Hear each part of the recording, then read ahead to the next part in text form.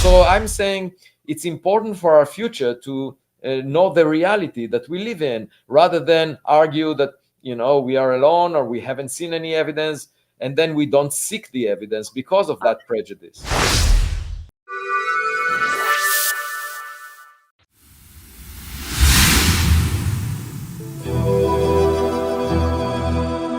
My name is Alan Steinfeld, and my program is called New Realities. Each week I go deep into the understanding of how we can start to change the planet, how new ideas can be presented to the world to unfold a greater civilization. First, let me introduce Avi Loeb, as I think you're still the head of the Harvard Astronomy Department, or you former head? No, I completed my term. I'm the director of the Institute for Theory and Computation at Harvard. Right. And he's also the head of the Galileo Project, which is amassing lots of information about potential UFO, UAP directions that's being made there. And I'm going to ask you about that. And also his first book, Extraterrestrial, about Uameamea, was quite a hit in the market, despite what his astronomer colleagues had thought about it, because what Avi pointed out is the open-mindedness that needs to be made in the sciences instead of people being confined to what they think is true. And Avi, you made a great impact on other people, saying maybe they should open their minds to what else is possible. Sure, you know about this book. Yeah, I know the book and I know the author. Quite right. Well. And he claims that the government has crashed retrieval. It has started reverse engineering. So I guess you haven't had access to those programs and haven't seen it because you're still looking out there. Would you? Well, I would be happy if the government saves me time, if they are willing to share the data they have. If it's not a matter of national security, if one can tell from the data that it's not the Russians, the Chinese, North Korea, or any other adversarial nation, they have the duty to share it with scientists like myself, because their day job is national security. My day job is what lies outside the solar system. Right. And, it's information that could guide us into the future, because anything that comes from another star, might be far more advanced than what we have. And, it could reveal technologies of our future. And it's better for scientists to figure out what these things are. And I very much hope that they will, at some point, if they have something, will share it with me. At the moment, they haven't. But I should also say that there is a plan for a hearing in the U.S. Congress in about a month. November 13th, yes. Yeah, so stay tuned, because there might be some interesting details revealed there. Well, this Elizondo says, yes, there's craft. David Grusch says, yes, there's craft. Well, okay. So right. I should add a caveat here, because I had an hour-long conversation with David Grusch over Zoom, and I asked him to let me know of anything that is not already in the public domain. I'm a scientist, so I'm guided by evidence. I'm not guided by hearsay. You can't base a scientific analysis on a rumor. That's not the way it works. I mean, the same way that FIFA, the soccer organization, operates, they don't go around, ask the players whether there was a goal. They look at their cameras and decide. The referee decides based on it. It's not necessarily rumor, because these are people in the intelligence field. No. But, okay, so here is the point. In difference from the legal system, where you can put a person in jail based on eyewitness testimonies, in science, it's all about instruments, just like FIFA, as I mentioned. So I cannot rely on what Elizondo tells me. I want him to show me the data. It's just like, show me the money. For a scientist. What did Grusch say in your conversation?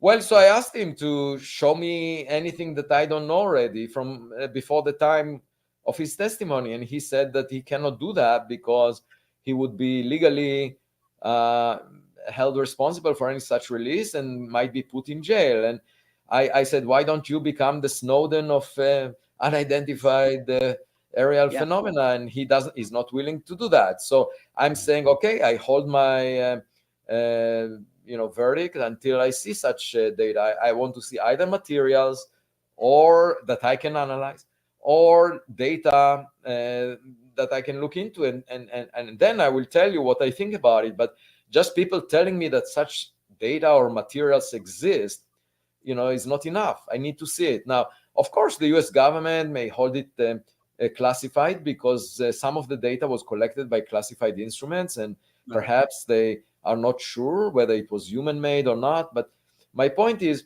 I will hold my judgment until I see it. I don't doubt that it exists. I'm not saying that Elizondo is lying. I think he's very sincere. I think Grusch is sincere, but I haven't seen the data. All right, I'm going to say you should be one of the first people to be let in from outside the government to look at these crash retrievals. Someone like you is exactly the kind of person that should be, Thank you. Thank you. I mean, I'm just curious, and the difference between me and other scientists is that I don't know if they're curious or not, but they are showing a stand that is opposed to looking further into this. They say, "Oh, it's nothing." They ridicule it, and that's not the way that the scientists should operate, in my view. I mean, we should all be curious, especially about a question that is of so much interest to the public. The public pays taxes to fund science, and we have an obligation as scientists to attend to the public's interest. And when the government says we see things we don't understand, that's a serious matter. Because if it's not from outside of Earth, it means that the intelligence is not identifying objects that other adversarial nations are producing. And, that's something that everyone should be worried about.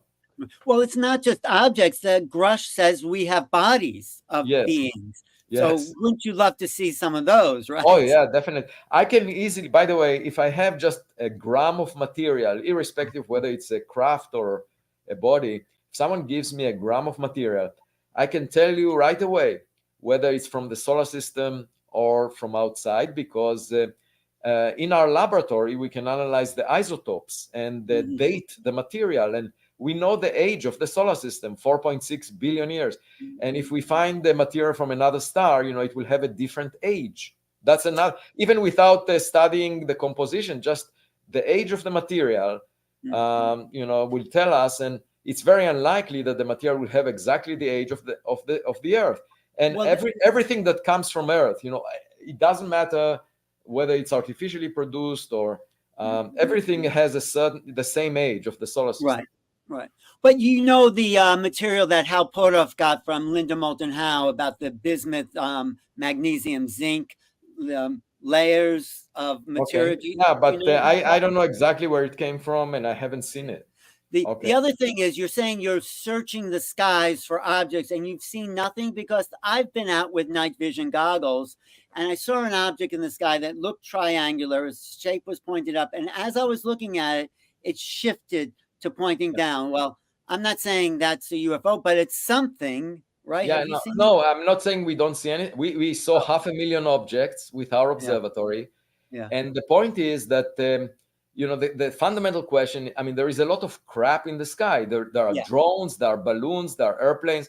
And it's very easy to get fooled by, I can give you an example. I received an email a few months ago from a photographer that photographed a wedding, and he said, I don't want to release those photos because they are private and so forth, so I will sign you on an NDA, a non-disclosure agreement. I said, look, if you want me to look into this, I'm not signing an NDA, just send me the photo and we'll look at it. Anyway, so eventually he sent the photo, we examined it with members of the Galileo project, and we concluded that it's a napkin flying behind the bride, So it's very easy to get fooled because it was only in one picture that he sent, and it did look triangular, but it looked, upon further examination, it did look like a napkin flying in the wind. Now, the thing to keep in mind is there are optical effects, that depending on the instrument you're using, sometimes things look weird because of the optics. And there are things in the sky that are, quite surprising because they are rare. So, we are basically looking in the sky all the time and training our machine learning models on things that are familiar. And we're simply asking, is there anything that is not familiar? And that means both in terms of its image and in the way that it moves across the sky, the trajectory. So, and have you found anything that seems like you can identify unidentified? Yeah, No, so we found 500,000 objects, and most of them are things that we can identify, but some of them are things that we don't identify, and it's just the beginning. I'm saying, but this is the kind of systematic study that needs to be done, and we will continue with 2 additional observatories doing exactly that. Right now, But if the U.S. government has data, then they can save us time, well, Chris Mellon and Lou Elizondo, they're part of the Galileo project. I mean, and they've seen, I'm sure Elizondo has seen things. He's not talking about it because he has an NDA. Right, exactly. So they are signed, both of them are signed to secrecy. They can't really tell some things, and they cannot share the actual data. And that's the problem. So it's really, we should see what happens in Congress in a month. I don't know. I really hope. I mean, there are 2 possibilities. Either the government is hiding something, and they would do that even if they don't understand what it means. They would just do it. Especially if they don't understand what it means, because so my advice to them what's the other thing? There's 2 possibilities. One, the government's hiding, and that's the other possibility is what? The other possibility is that these are human-made technologies that that we are not aware of, simply because we haven't developed them, and that would be of concern to the So it's quite possible the government classifies it because they are still suspicious that maybe this is produced by some humans. But if not, if they cleared that possibility, because they found in crash sites things that do not look like humans, things like that. If they are sure that it's not human made, they should definitely share it with scientists. I very much hope they will do so. Well, do you think it's just, let's say the government is hiding things. It's not so much about aliens, from what I've read, and Elizondo sort of mentions it. They're taking some of this technology, selling it to industry, and it seems like that's happening. Okay, so here is the scenario that I would find likely. I don't think that these technologies are being used right now, because we would see them in the battlefield. Okay, so the way I think of this is more like something that the people that have the materials or the data, they simply do not understand. Now, they don't have the best scientists in the world. They, for example, some corporations, they are looking into it, they can't really figure it out, so they are getting funded by the Department of Defense. And it's just like the relationship between a client and a psychiatrist. When you have a therapist, a good therapist would not solve all your problems, because then you will stop paying that person. So they might be in a situation like that, where these corporations are not solving or reaching any conclusion, so they get paid for many years by the government, and it's not a healthy situation. I mean, it would be much better if these materials or data would be analyzed by the brightest scientists in the world. You see, that's the way for us to make progress. Well, do you know Gary Nolan? Gary Nolan says he has material that seems to be off plan. Have you met Nolan? Yeah, of course, I know him very well, but it's the circumstances under which this material was retrieved is somewhat foggy. It's not entirely clear.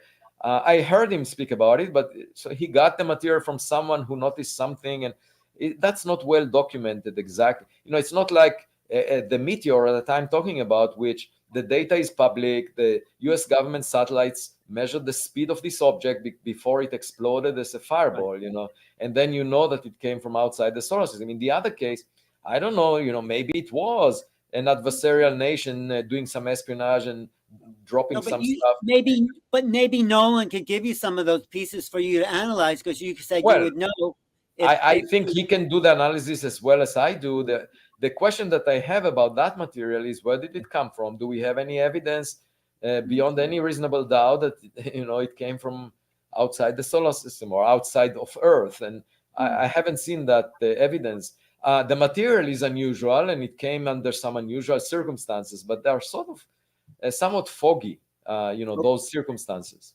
Well, I'm going to petition that you get on the next, inside track to look at the bodies, look at the craft. I would be delighted. And people I just want to find the truth. I mean, it makes no sense to just deny the possibility that we have neighbors, cosmic Right. neighbors, because it's to our advantage to realize that we are not alone, because we will adapt to that. I mean, it will be a blow to our ego, but just think about the blow to our ego that came with the realization that we are not at the center of the universe. That eventually we recovered and we built spacecraft that reach Mars, even though Mars does not orbit around the Earth. That was a Right. blow to our ego. So I'm saying it's important for our future to know the reality that we live in, rather than argue that we are alone or we haven't seen any evidence, and then we don't seek the evidence because of that prejudice.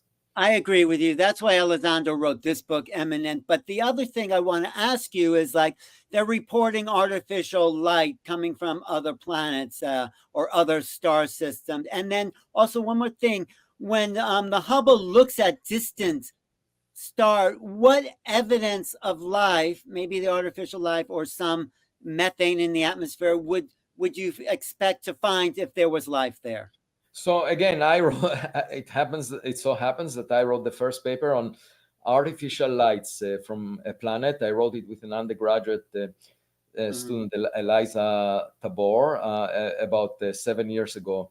And we looked at the Proxima Centauri and concluded that it would be quite challenging for the Webb telescope to detect it. But in principle, if there is enough light, we could see artificial light. Of course, within the solar system, finding artificial light, that's another paper that I wrote in 2012, 12 years ago. And there we concluded that it is doable, and in fact, we should search for artificial lights within the solar system, because you can tell the difference with existing data between an object that just reflects sunlight and an object that emits its own light. And the way to tell is that if it's illuminated by the sun, it actually gets fainter much faster as it recedes away from us. And have you found anything? Have we found any artificial evidence at light of Well, it? let me, I will mention an anecdote. So there was a famous astronomer, Mike Brown from Caltech, that discovered many of the objects in the Kuiper belt. And I asked him, I said, look, you are finding all these objects far away from the sun. Did you check whether any of them makes its own light rather than reflecting sunlight? And he said, why should I check? It's obvious that it must be just a reflection of sunlight.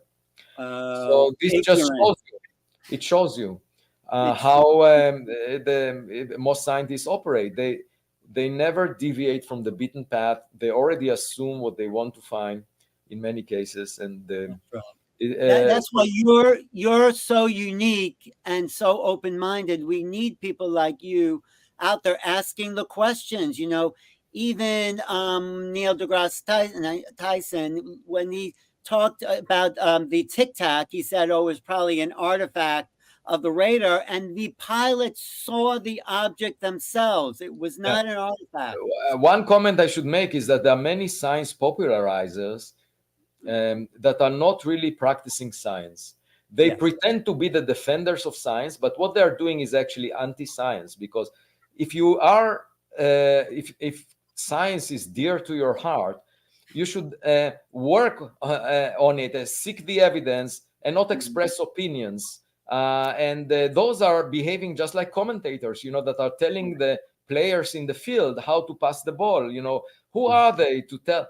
And they always have an opinion, but they're not really doing science. So I wouldn't put much stake at what they're saying. That's something Bud Hopkins, I don't know if you know who he was. He investigated alien abductions. That's a whole other thing. But he said the job of science is to investigate the unexplained instead of explaining the uninvestigated. Exactly. And that's so. What other signs of life that would a telescope like the Hubble look for on a distant planet?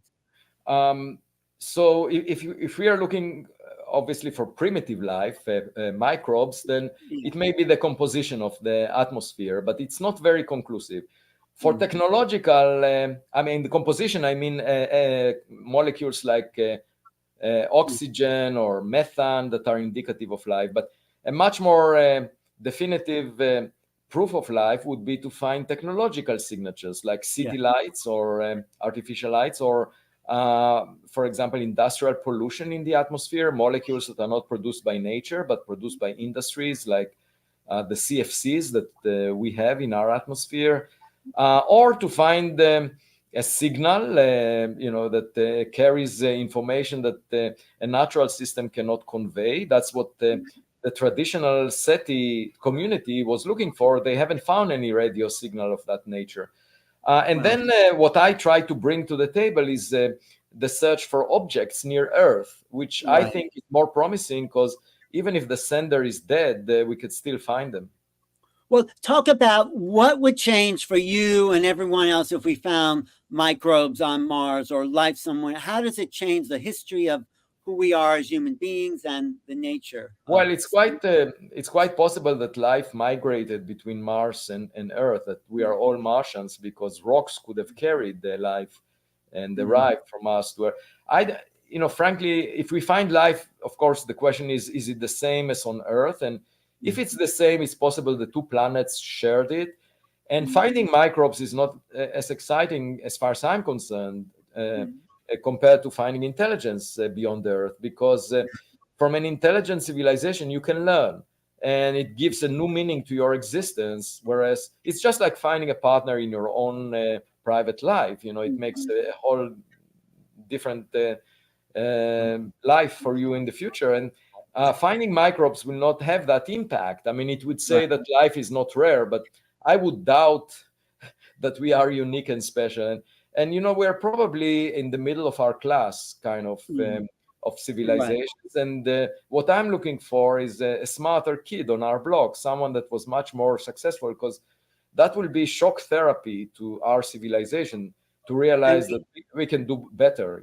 And we need some shock therapy because the planet is in help. So I think it comes down to the idea is, are we alone in a dead universe, or is life an emergent property of creation itself? That's my theory, that life is everywhere, and consciousness is not an evolution. It's the source of all things. But then we get into some spiritual discussions. But there is a lot that we don't know, and I would say spirituality and the frontiers of science share one thing that in common, which is the quest for the unknown, and I think they can benefit from each other.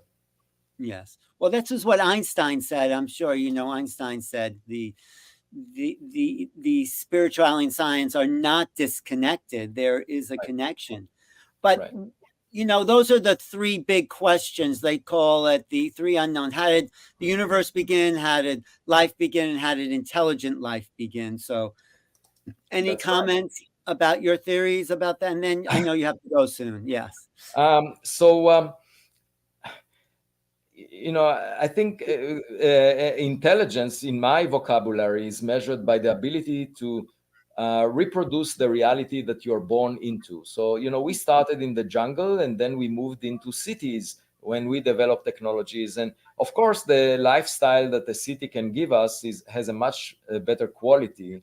And that's why we are not on trees right now, so that's one step. But the next step would be to leave the Earth and go into space, because there could be an existential catastrophe on Earth that risks all of us. And if you ask what is the most intelligent species that I can imagine, it's a species that understands how the Big Bang happened.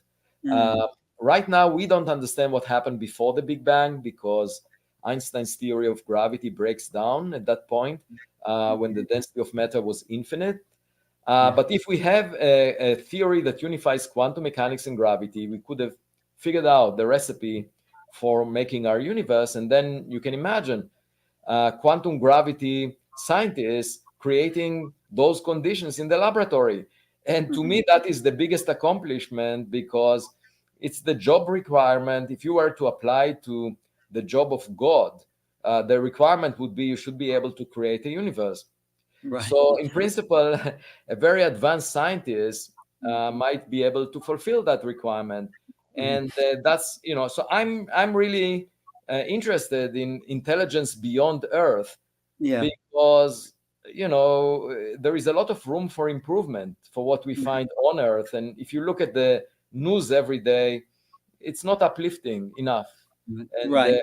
last week I had a podcast with Sean Ryan, and it was at the time it was the number one on Spotify, and I had more views than an interview that Kamala Harris had at exactly the same time.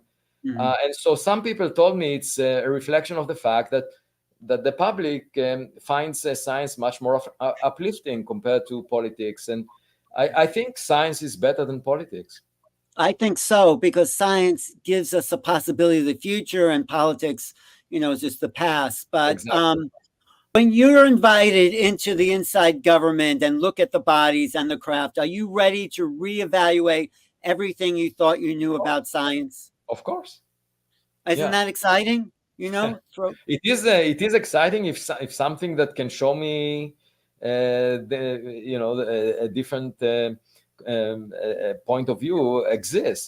So until I see it, I will not know if it exists. It's just like I have a lot of friends that were hoping to find a partner that is exceptional, and they were waiting and waiting, and it never showed up, so they ended up compromising. So I don't want to end up compromising. I really hope that there is such evidence, and if it exists, I'll be delighted.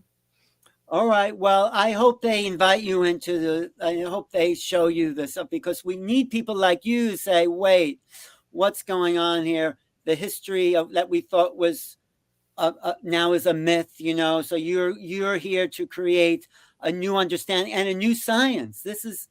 They're not filling up their gas tank to get here, these craft. There's another form of propulsion. So I very much look forward, and I hope that in the coming years we will know much more. I'm very excited. I hope they invite you in. I would vote for you to be part of that Thank you. panel, because I think it's time the government roll out the bodies and the craft and ask the world population, the scientists, and to say, okay, what do we have here? How does this work? And how can we use it to benefit humankind? I agree. I completely agree. All right. Well, keep up the good work, Avi. Thank you for everything you do. And what's coming up for you? Anything you're going to be speaking? There are a lot of things coming up. A few of them I cannot speak about, but you will hear about them. All right. So the things that I mentioned are the new expedition. We need $6.5 million to go to the Pacific Ocean again, and I hope there will be a funder for that expedition. Forgive me, but I think you're wasting your time. All you have to do is go to Washington and say, "Okay, show me the." That I'm planning to do next month. Yes. All right, great. Okay, you're going to be in Washington for the hearings on November 13th. Yeah, but it's not confirmed. That they will have that because it's immediately after the election. So let's see what happens. Yeah. But you're not speaking at that. Are you speaking at the? I don't know as of yet. All right, good. I hope they do get you to speak, and talk to your friend Lou Elizondo and Chris Mellon and Gary Nolan. David Grusch. They could show, if you sworn for an NDA, would you take it and say you can't? Yeah, well, if there is credible evidence, I think it's worth seeing it no matter what. But let's not hypothesize. If they ask me, I will think about it, and it's possible that I would like to see it under any constraints, just to help them figure it out. So the idea would be, even if I'm not allowed to tell other people, I will help them figure it out. Right. Well, thank you for your honesty and your work and open-mindedness, and wait, for the universe is about to shift. Thank you. It's Awakening of Humanity. That's the name of this conference, and thanks for being part of it. We really appreciate you. Thank you, Avi. That's Avi Loeb.